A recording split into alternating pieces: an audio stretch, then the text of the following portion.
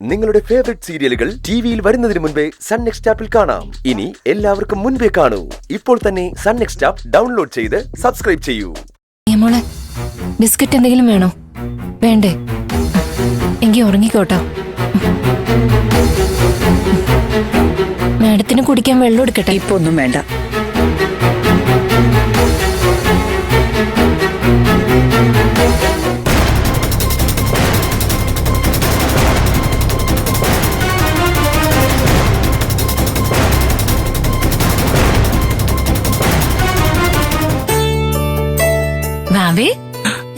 തക്കടു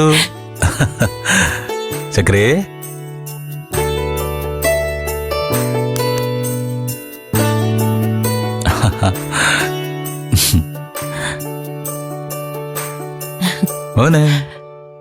ചിരു ചേച്ചി, എനിക്കെപ്പോഴേ നിന്നെ മോനെ വന്ന് കാണാൻ പറ്റുള്ളൂ. അതിനെന്താ ചേച്ചി?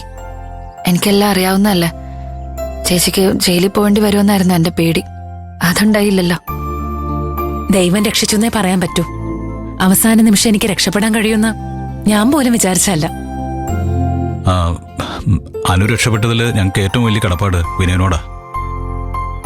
അവൻ സഹകരിച്ചില്ലായിരുന്നെങ്കിൽ ഉറപ്പായിട്ടും അനു ജയിലിൽ പോകേണ്ടി വന്നേനെ. വിനയൻ ഇത്രയും സമയം ഇവിടെ ഉണ്ടായിരുന്നു. കുറച്ചു സമയം മുമ്പാ ഭാനുമേട്ട അങ്ങോട്ട് ഇറങ്ങിയത്.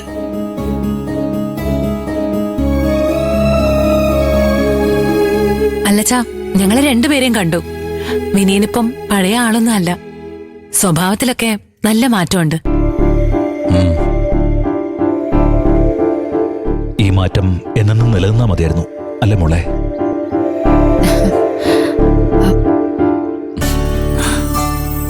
ഒരു മകൻ ജനിക്കാന്നുള്ളത് അവന്റെ ഏറ്റവും വലിയ ആഗ്രഹമായിരുന്നല്ലോ. ദൈവം എന്തായാലും അത് സാധിച്ചു കൊടുത്തു. വിനയൻ വലിയ സന്തോഷത്തിലാ.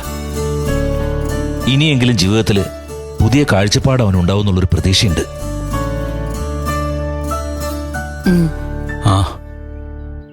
അല്ല, രഘുവിനെ ഇങ്ങോട്ട് വരുമോ അച്ഛാ? അവനെ ഞങ്ങൾ കണ്ടെങ്കിലും ഒന്ന് സംസാരിക്കാൻ പറ്റിയില്ലേ? അവൻ ഇവിടെ എവിടെയോ ഉണ്ടെന്ന് തോന്നുന്നേ. ഉടനെ വരാമെന്ന് പറഞ്ഞിട്ടാ പോയത്. നിങ്ങൾ ഇവിടെ വെച്ച രഘുവിനെ കണ്ടത്?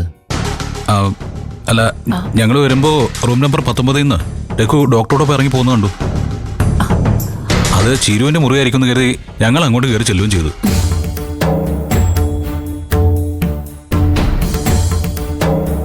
അച്ഛാ, രഘുവേട്ടൻ ഒരു ഫ്രണ്ടിന്റെ കുഞ്ഞവിടെ കിടപ്പുണ്ട്. രഘുവേട്ടൻ അവരെ കാണാൻ പോയതാ. എന്നിട്ട് രഘു എന്നോട് ആ കാര്യമൊന്നും പറഞ്ഞില്ലല്ലോ. രഘുവിന് അത്ര വേണ്ടപ്പെട്ട ഫ്രണ്ട് ആരാണ്? ഫ്രണ്ട് അവിടെ ഉണ്ടായിരുന്നില്ല. അയാളുടെ വൈഫും വേറൊരു സ്ത്രീയും അവിടെ ഉണ്ടായിരുന്നത്.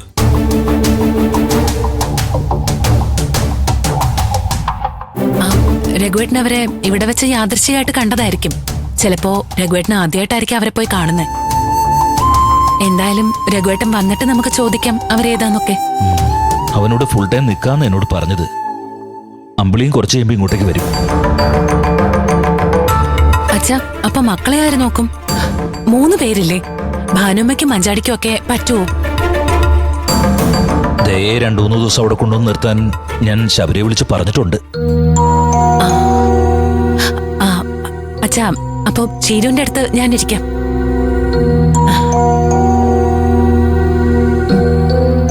ഇന്ന് മാത്രമല്ല, ചീരു ഡിസ്ചാർജ് ആയി വീട്ടിൽ പോകുന്നവരെ ഞാൻ ഇരുന്നോളാം.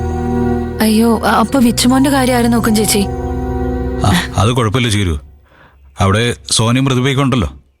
പിന്നെ രാത്രി ഞാനും ഉണ്ടാവും. ഹോസ്പിറ്റൽ മാത്രമല്ല, ചീരുവിനെ ഇവിടുന്ന് വീട്ടിലേക്ക് കൊണ്ടുപോയാലും എല്ലാവരുടെയും സഹകരണം വേണം.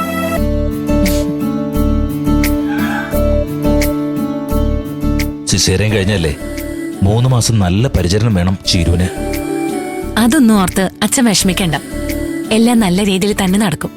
ഞങ്ങളെല്ലാരും കൂടെ ഉണ്ടാവും, അല്ലേ ഇന്ദ്രേട്ടാ? അതെ.